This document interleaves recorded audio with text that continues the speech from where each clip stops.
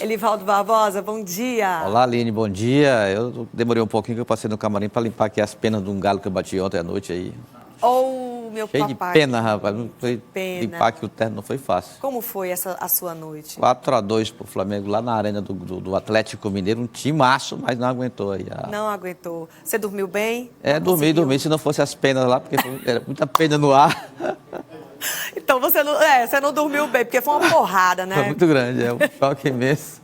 Eu fiquei com medo de ser acusado fiquei até com medo de responder algum processo de maus tratos aos animais. Muito bem.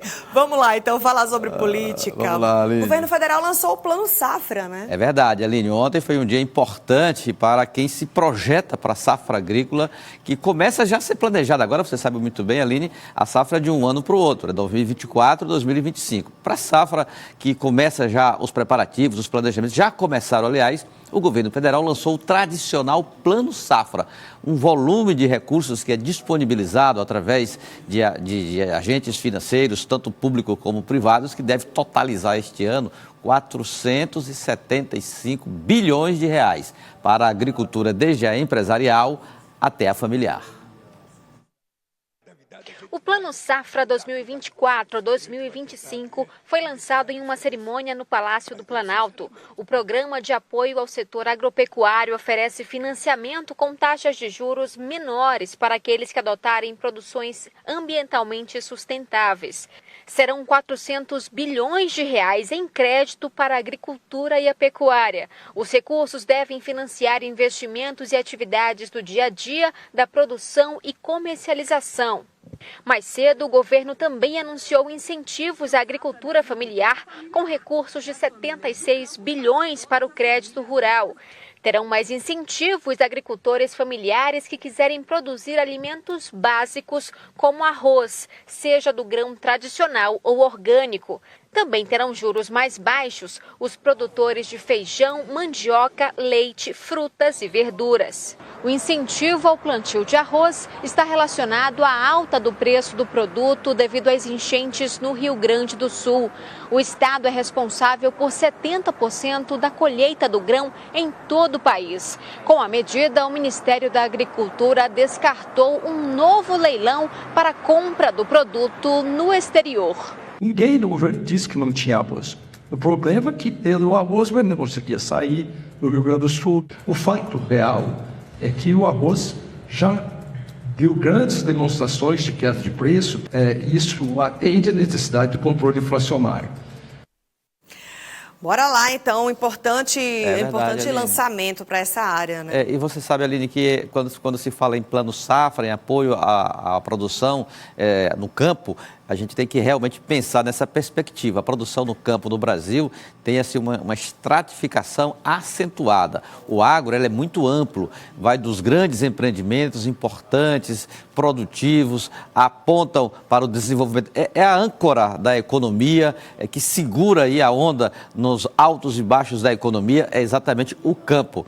Desde a produção para abastecer o mercado interno, até mesmo as divisas que consegue no mercado internacional, através da exportação de grãos, frutas, enfim, é uma pujança muito grande na economia. E a agricultura familiar, a agricultura dos pequenos proprietários, precisa realmente avançar na competitividade, principalmente aqui na região Nordeste. No Sul tem o fator da organização dos produtores, que facilita muito uma visibilidade maior, uma competitividade maior na geração de renda. Mas aqui no Nordeste ainda carece muito, principalmente crédito, assistência técnica e também o acompanhamento do planejamento do dia a dia do campo. Então, o governo lança mão dessa ferramenta importantíssima, que é o Plano Safra, que vai do pequeno ao grande, totalizando aí perto de 500 bilhões de reais. A expectativa é que recursos não sejam contingenciados e que realmente a rede que financia o crédito a rede bancária, as instituições financeiras, tanto as públicas como as privadas,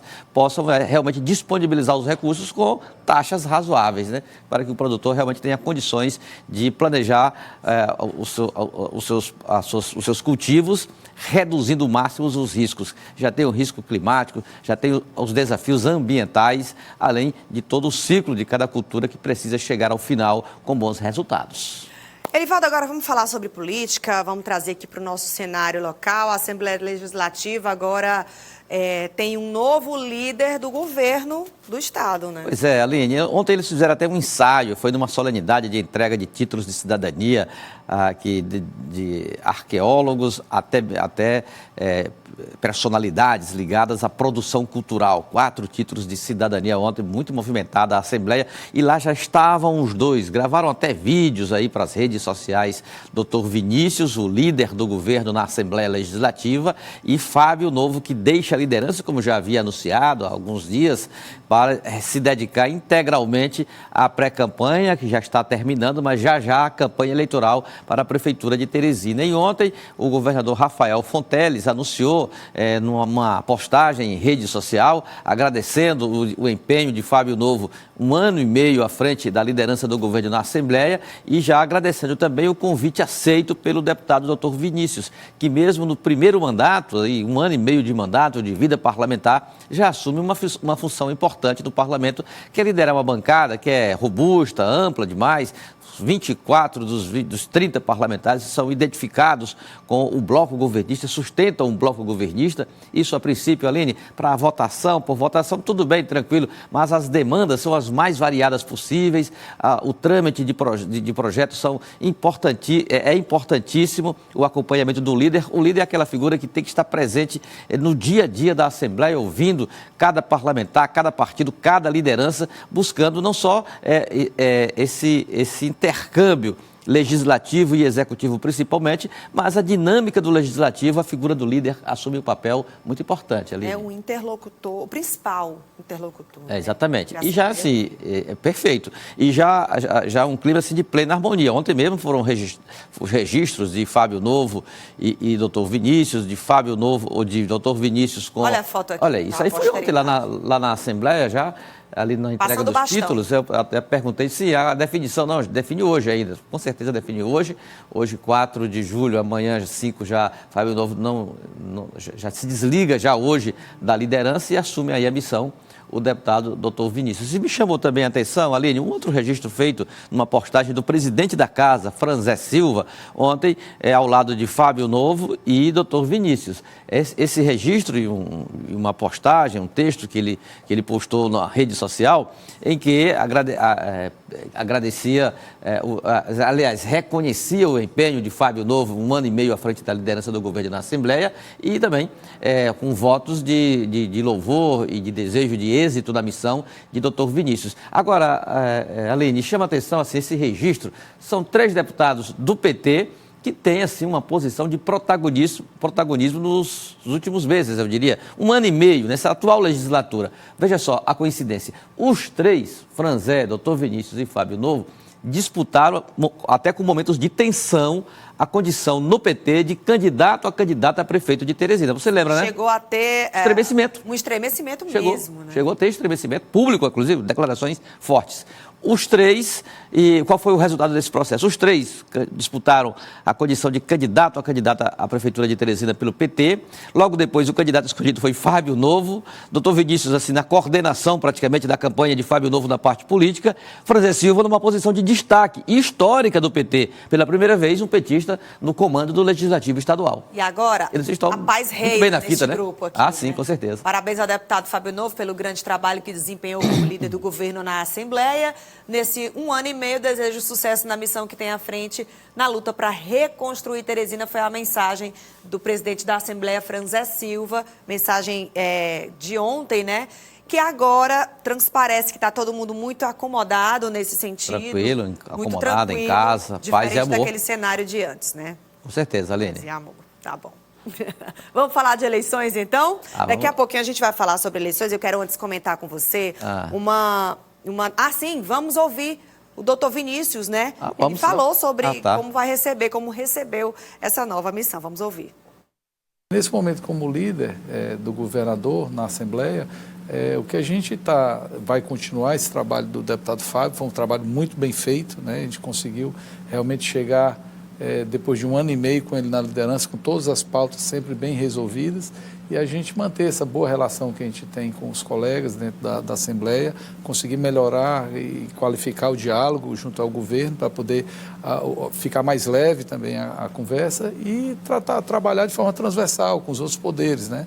A gente precisa realmente estar bem relacionado com o Tribunal de Contas, com o Tribunal de Justiça, com o Ministério Público, e acredito que a gente vai, com a ajuda de toda a bancada, de todos os deputados, a gente vai conseguir fazer esse diálogo de forma bem tranquila. A relação do Executivo com o Legislativo, ela tem que ser baseada em diálogo, né? Mesmo com a base do governo, a gente tendo o maior número de deputados ligados ao governo, mas esse diálogo também tem que ter com a base, né? Não é só questão de conversar com que precisa ter uma conversa maior com quem está na oposição. Não é isso.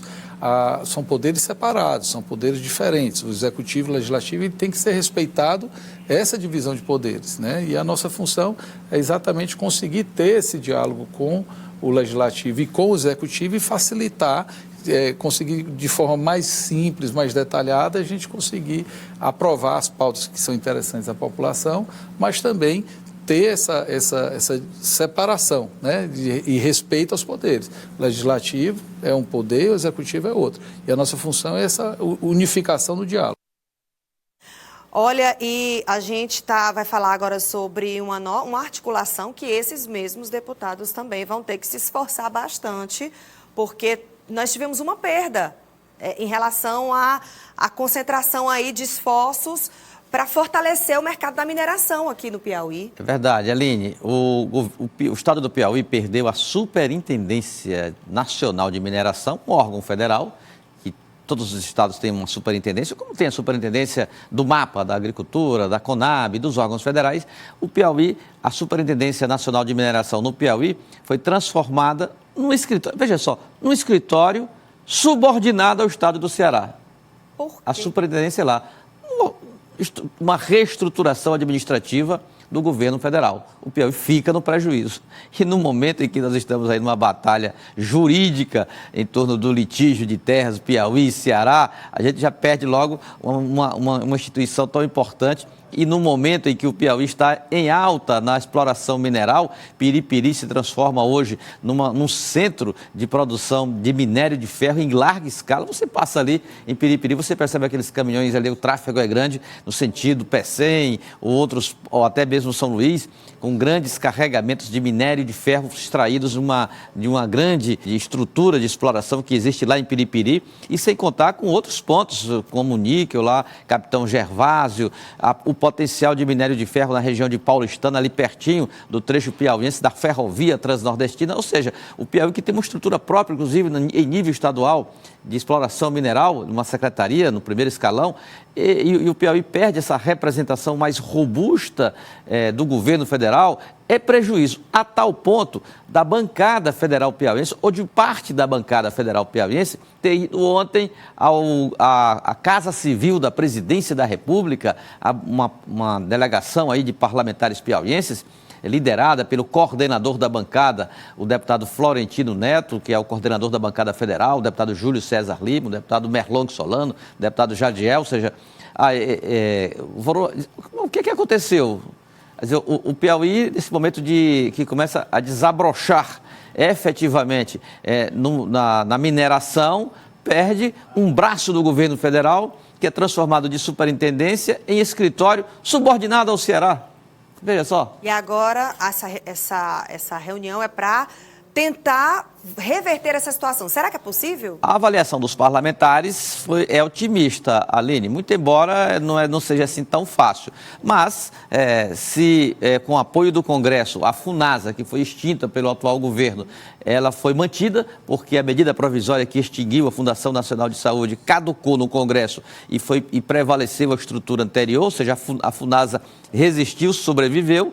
Agora aí é mais complicado, vai exigir muito da bancada federal, do entendimento, apesar de ser uma bancada, eu diria, da casa, praticamente, do Planalto, né?